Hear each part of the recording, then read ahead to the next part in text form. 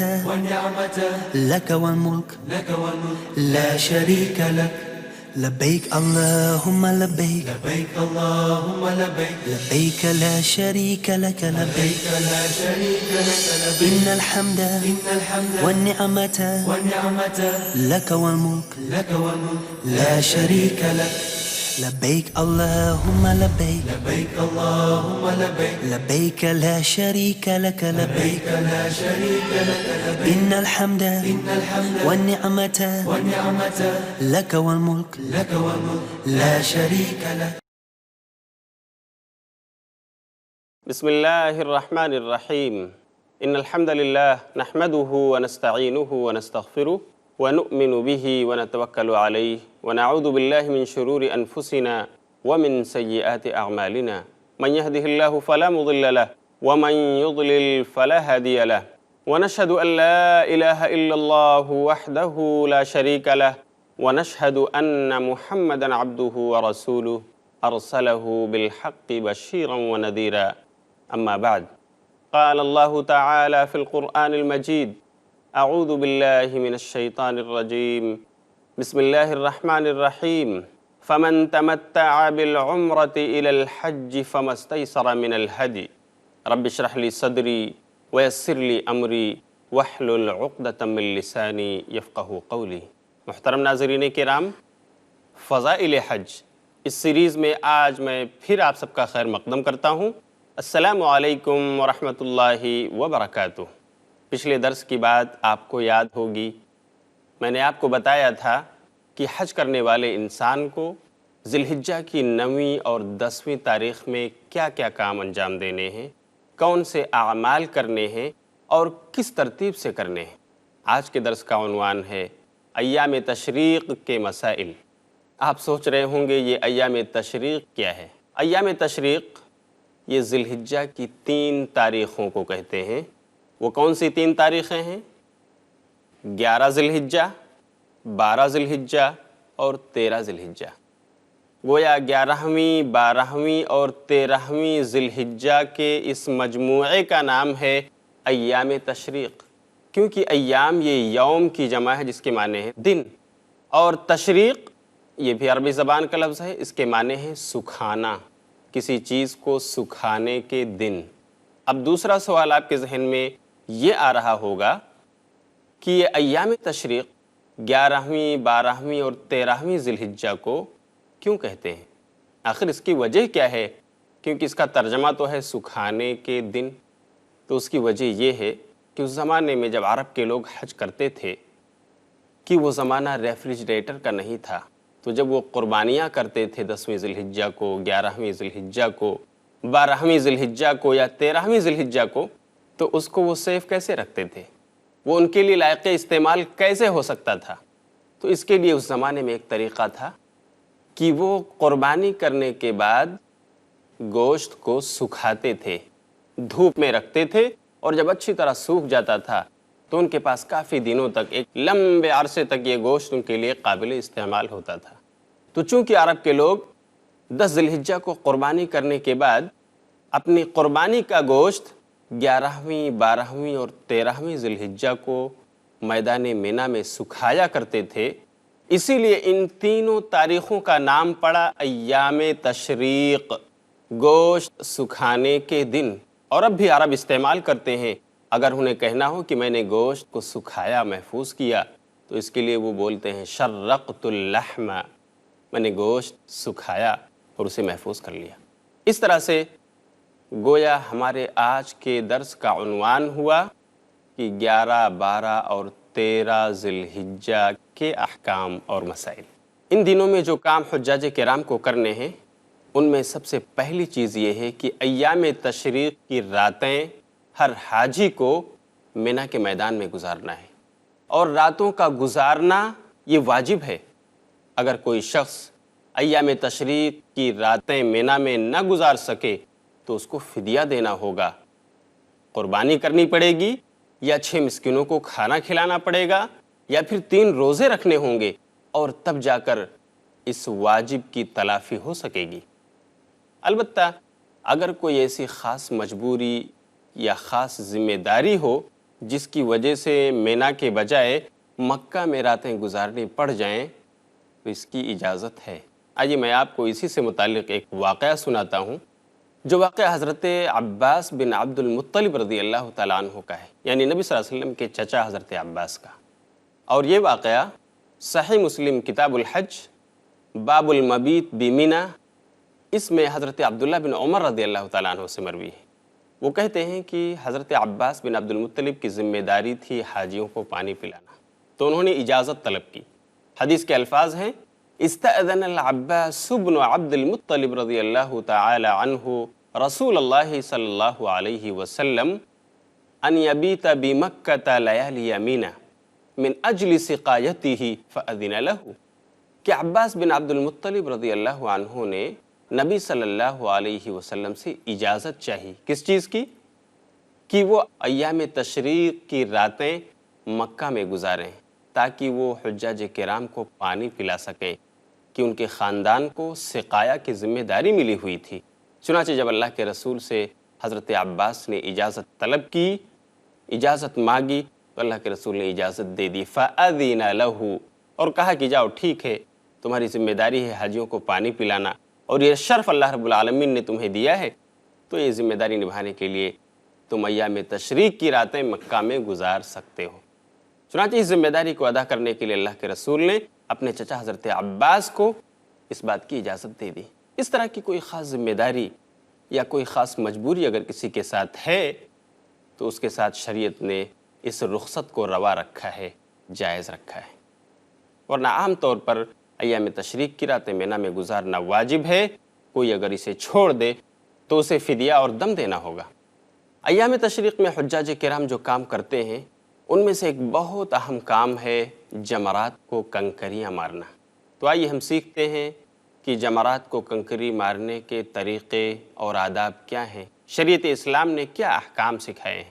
سب سے پہلے ہم جانتے ہیں کہ ایام تشریق کے دوران جمرات کو کنکری مارنے کا وقت کب شروع ہوتا ہے اور کب ختم ہوتا ہے۔ جاننا چاہیے کہ ایام تشریق میں جمرات کو کنکری مارنے کا وقت زوال آفتاب کے بعد شروع ہوتا ہے اور غروب آفتاب تک رہتا ہے، یعنی ظہر کی نماز کے بعد سے لے کر حجاج کرام کے لیے جائز ہے کہ وہ سورج ڈوبنے تک جمرات کو کنکریاں ماریں۔ یہ حکم صرف اور صرف ایام تشریق کے دوران، یعنی 11، 12 اور 13 ذی الحجہ کے درمیان روزانہ جو کنکریاں مارنی ہیں ان کا صحیح وقت زوال آفتاب ہے، یعنی ظہر کی نماز کے بعد آپ شروع کریں اور غروب آفتاب تک، یعنی سورج ڈوبنے تک آپ کنکریاں مار سکتے ہیں۔ اس کا ذکر صحیح مسلم کتاب الحج باب استحباب الرمی کے اندر حضرت جابر رضی اللہ تعالیٰ عنہ سے موجود ہے۔ وہ فرماتے ہیں: رمى رسول اللہ صلی اللہ علیہ وسلم الجمرۃ یوم النحر ضحا واما بعد فاذا زالت الشمس، کہ اللہ کے رسول صلی اللہ علیہ وسلم نے قربانی کے دن چاشت کے وقت جمر عقبہ کو کنکریاں ماری۔ قربانی کے دن یعنی 10ویں ذی الحجہ کو، چونکہ صرف ایک جمرے کو، جمر عقبہ کو کنکری مارنی ہوتی ہے، اس کا وقت چاشت کا تھا، اللہ کے رسول نے جب کنکری ماری۔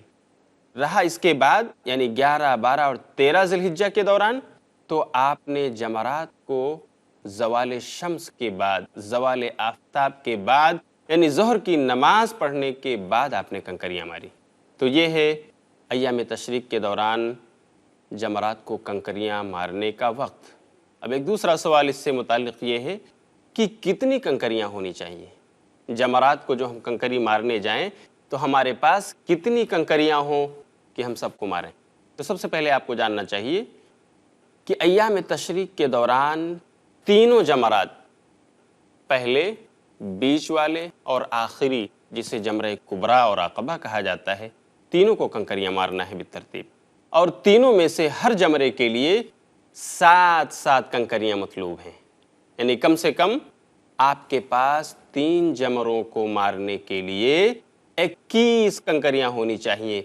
7، 7، 7، 7، 7 اور 7 کتنے ہو گئے؟ 21، 21۔ اتنی کنکریاں لے کر آپ جائیں، پہلے جمرہ کو 7، پھر اسی طرح دوسرے یعنی بیچ والے کو ساتھ، اور پھر آخری والے جو مکہ مکرمہ کی طرف ہے جس کا نام جمرہ عقبہ یا جمرہ کبریٰ ہے، اس کو بھی 7 کنکریاں مارنی ہیں۔ اس طرح پوری کنکریاں 21 ہو جاتی ہیں، جو آپ کو 11ویں ذی الحجہ، اسی طرح 12ویں ذی الحجہ، اسی طرح 13ویں ذی الحجہ کو بالترتیب مارنی ہے۔ کنکری پھینکتے وقت اللہ اکبر کہنا یہ سنت رسول ہے، جیسا کہ سنن نسائی کتاب المناسک باب التکبیر میں حضرت فضل بن عباس رضی اللہ تعالی عنہ سے مروی ہے۔ وہ کہتے ہیں کنت ردف النبی صلی اللہ علیہ وسلم فلم یزل یلبی حتی رمى جمرۃ العقبہ فرماها ب7 حصیات یکبر مع کل حصاد، جس کا مطلب ہے فضل بن عباس کہتے ہیں کہ میں نبی صلی اللہ علیہ وسلم کے پیچھے سوار تھا، آپ تلبیہ پکارتے رہے یہاں تک کہ آپ جمرہ عقبہ پر پہنچے اور آپ نے اس کو کنکریاں ماری۔ چنانچہ آپ نے جمرہ عقبہ کو 7 کنکریاں ماری، اور ہر کنکری مارنے کے وقت آپ اللہ اکبر کہتے تھے۔ یہ حضرت فضل بن عباس کا بیان ہے۔ مسائل اور بھی ہیں کہ ایام تشریق میں کیا کرنا ہے، لیکن وقت ہو گیا ہے چھوٹے سے وقفے کا، اس لیے میں پھر ملوں گا تھوڑی دیر کے بعد۔ والسلام علیکم ورحمۃ اللہ وبرکاتہ۔ لبيك اللهم لبيك محترم ناظرین کرام، اس نشست میں آپ کا پھر سے استقبال ہے۔ السلام علیکم ورحمۃ اللہ وبرکاتہ۔ میں آپ کو بتا رہا تھا کہ جمرات کو کنکری مارنے کے لیے آپ کے پاس کتنی کنکریاں ہونی چاہیے۔ چونکہ جمرات 3 ہیں اور ہر جمرے کو 7 کنکریاں مارنی ہیں، اس لیے آپ کے پاس 21 کنکریاں ہونی چاہیے۔ اسی طرح میں نے آپ کو بتایا کہ جب کنکری مارنی ہو تو اس وقت اللہ اکبر کہنا سنت رسول ہے، جیسا کہ حضرت فضل بن عباس رضی اللہ تعالی عنہ سے مروی ہے۔ یہاں پر ایک اہم نقطہ جس کی طرف میں اشارہ کرنا چاہتا ہوں، بلکہ واضح طور پر بتا دینا چاہتا ہوں، کیونکہ عام طور پر حجاج کرام سے غلطی ہوتی ہے کہ کچھ لوگ کنکریاں تو لے جاتے ہیں 7 اور 7، لیکن وہ کرتے کیا ہیں، بجائے اس کے کہ ایک کنکری وہ ماریں 7 بار، آسانی کے لیے بھیڑ بھاڑ کو دیکھتے ہوئے اس رش کی وجہ سے 7 کنکریوں کو ایک بار اٹھا کر اور بس پھینک دیتے ہیں، اور یہ سمجھتے ہیں کہ انہوں نے جمرے کو کنکری مار دی، رمی جمرہ ہو گیا۔ یہ بڑی غلطی ہے۔ اگر آپ میں سے کسی نے ایسا کیا تو جاننا چاہیے کہ اسے دوبارہ رمی جمرہ کرنا پڑے گا، اس نے جمرات کو کنکری ماری ہی نہیں، کیونکہ 7 کنکریاں جو مارنا ہے ان میں سے ہر ایک کو ایک بار پھینکنا ہے۔ 7 کو جمع کر کے ایک ہی ساتھ آپ پھینک دیں، یہ درست نہیں ہے۔ اگر ایسا آپ نے کیا ہے تو آپ کو دوبارہ 7 کنکریاں ایک کر کے مارنی چاہیے، ورنہ پھر آپ کو فدیہ دینا ہوگا، دم دینا واجب ہوگا۔ رمی جمرات کی ترتیب کیا ہو؟ تو جیسا کہ میں نے بتایا، جمرات 3 ہیں۔